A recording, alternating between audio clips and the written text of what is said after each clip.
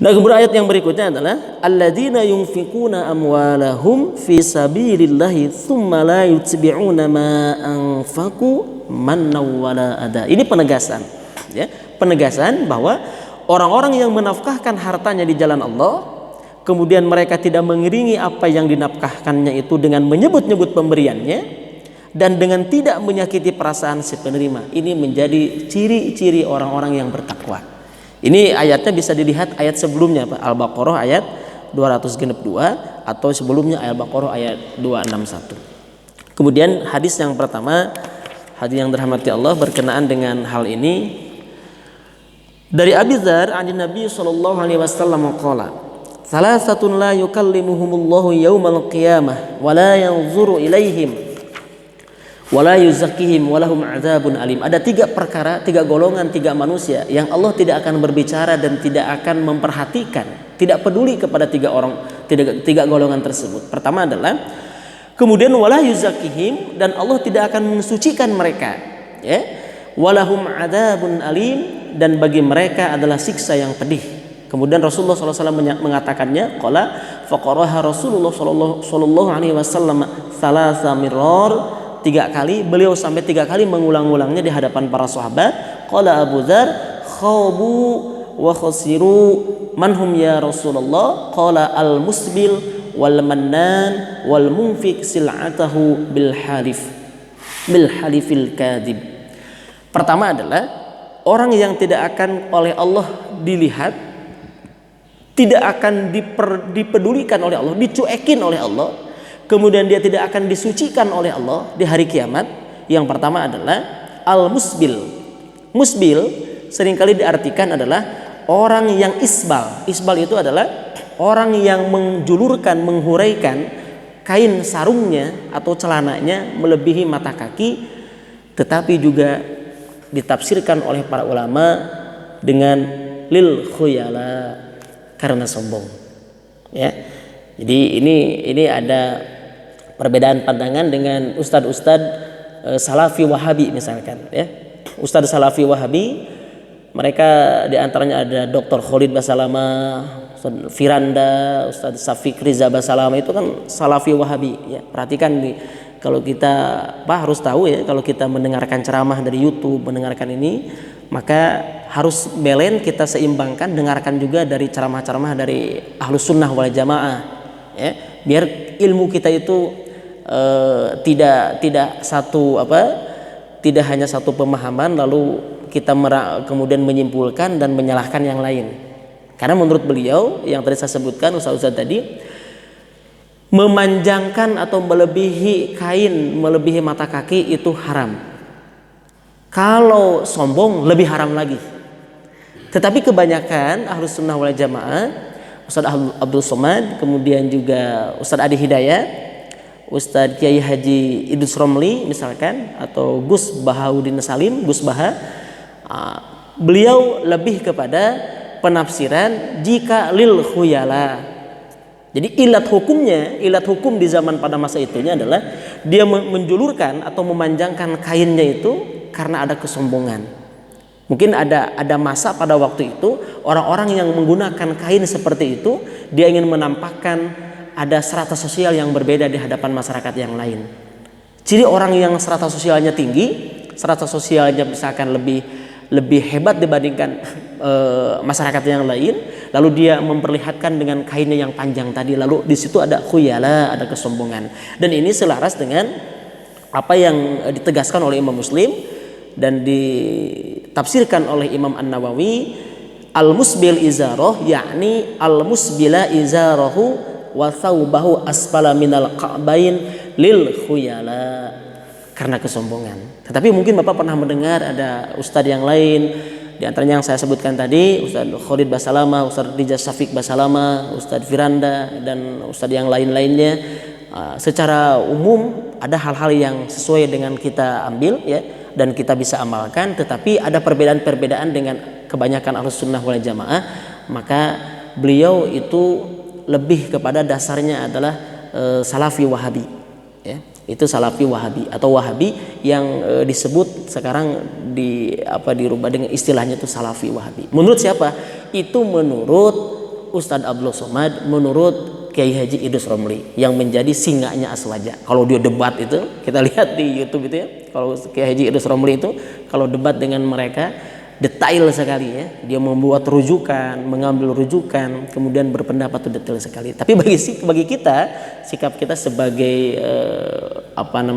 belajar, orang yang sedang belajar, kita boleh, tidak ada masalah, kita terima saja, kita rangkum ya, paling tidak menjadi bahan atau dasar wawasan bagi kita ketika kita melihat berbeda dengan orang lain.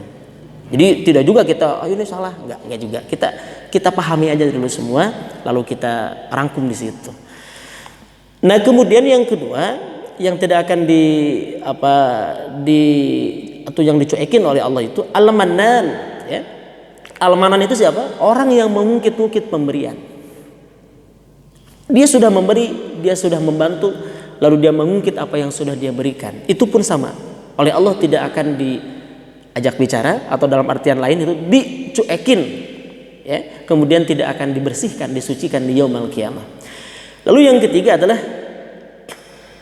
wal munfiqu sil'atahu bil halifil kadhib, dan orang yang menjual barangnya dengan sumpah yang palsu. Selalu mengatakan ini acak corak, kemudian pilih warna, wantun galeh atau wantun ulah galeh misalkan itu ya. Semua barang sama saja, semua barang bagus, sumpah ini demi Allah barangnya nomor 1 misalkan, kualitasnya ori. Nah ternyata misalkan KW. Hadirin yang dirahmati Allah, sumpah itu termasuk sumpah yang palsu. Saya katakan tadi di awal bahwa kita berjual beli, katakan yang sebenarnya. Kalau memang itu bekas, katakan bekas. Kalau memang barang ini ada yang sobek, katakan sobek. Tetapi selama si pembeli itu suka, dia mengatakan teu sawiosna anu sobek, tapi abi nyuhunkeun hargana kurangan 30.000. Dia suka.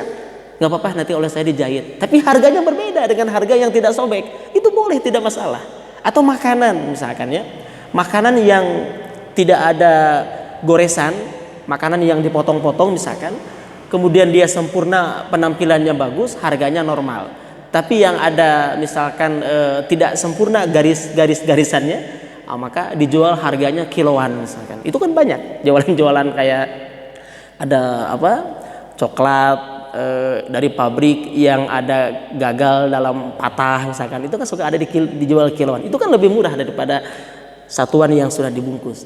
Tidak masalah selama apa yang kita jual belikan itu adalah kita jujur dengan kondisi barang yang ada, dan barang itu adalah betul barang milik kita.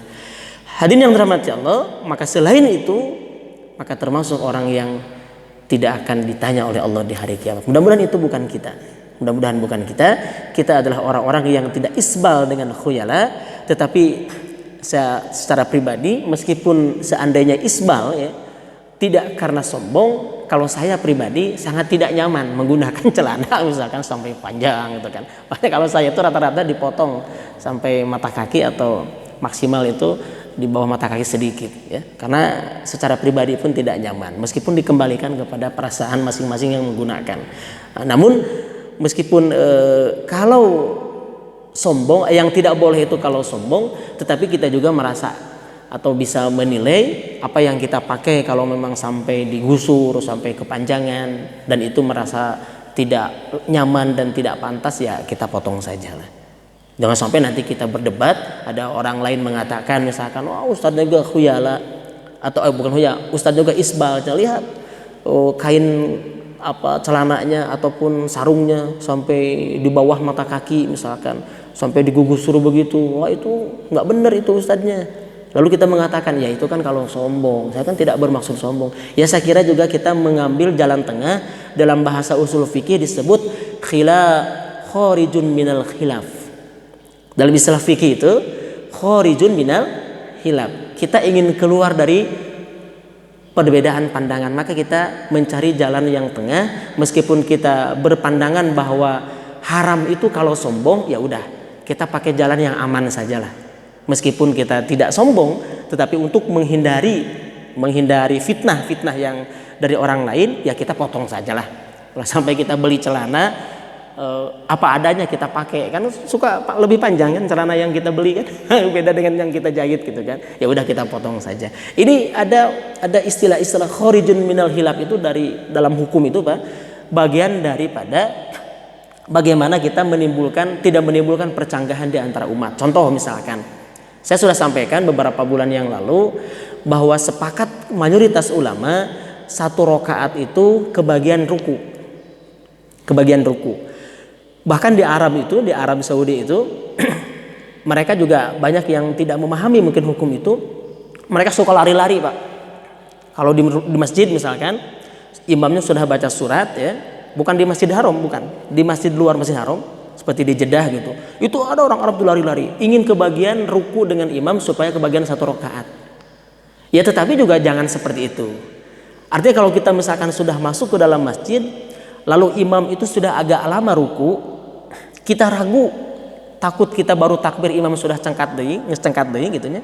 Lalu kita menjadi ragu-ragu apakah kita kebagian atau tidak, maka dalam istilah usul fikih sebaiknya khorijun minal hilaf, mendingan tunggu sampai dia itidal. Baru kita ikutin dan kita tambah satu rakaat.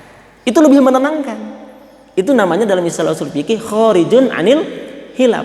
Kita ingin keluar dari perbedaan di antara dua itu dan lebih menenangkan terhadap hati kita dalam kita sholat. Ulah sampai ke sholat, aduh tadi kan masuk tuh satu rakaat, tadi pas saya baru turun ruku imam cengkat, aduh ragu. Nah lebih baik kita tunggu saja, jangan memaksakan diri lalu kita lari-lari ke masjid lalu imam sedang ruku Allahu Akbar langsung. Nah itu juga sebaiknya tidak demikian. Dalam istilah usul fikih itu khorijun anil hilaf, lebih baik kita keluar daripada perbedaan itu. Sama hanya dengan tadi, kita mengambil jalan tengah supaya menenangkan kita. Nah hadirin yang dirahmati Allah, banyak cara-cara dalam memahami ataupun memaknai atas hukum apa yang terjadi, baik itu disepakati oleh semua ulama ataupun ada perbedaan dengan ulama yang lain, maka posisi kita berada di tengah-tengah. Itu barangkali menjadi jalan yang terbaik. Insya Allah jam 5:01 ya. Kita buka dulu pembahasan bab berikutnya.